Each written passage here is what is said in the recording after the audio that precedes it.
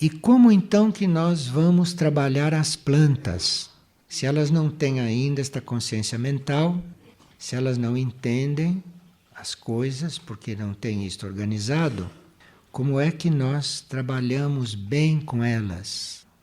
Nós vamos trabalhar bem com uma planta quando nós conseguimos ficar diante delas silenciosos. Então, se nós temos uma atitude de silêncio físico, mental, diante da planta, nós vamos estar em condições de começar a trabalhar bem com ela.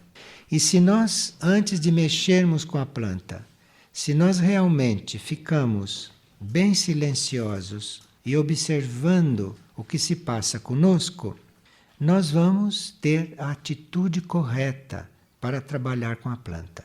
Mas se nós não tivermos numa atitude de silêncio e de observação com o que se passa conosco, nós não vamos estar no grau de trabalhar bem com aquela planta.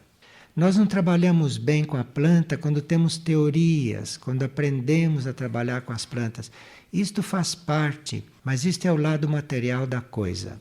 Mesmo que você tenha muito conhecimento de plantas, se você não está em silêncio, se você não está em silêncio no seu ser, e se você não está observando o que ocorre em você e o que está ocorrendo naquele momento, você não vai ter a consideração suficiente para cuidar daquela vida que está ali dentro da planta. As plantas não entendem, as plantas não têm discernimento, as plantas não têm mente ainda, mas as plantas sentem e as plantas sofrem. Sentem e sofrem sem entender, percebe? Não é como o animal que sente, sofre, entende. Entende o que você está fazendo com ele. As plantas sentem e sofrem, mas não entendem. Agora, elas ficam muito felizes, elas ficam muito bem quando recebem de nós uma onda de amor.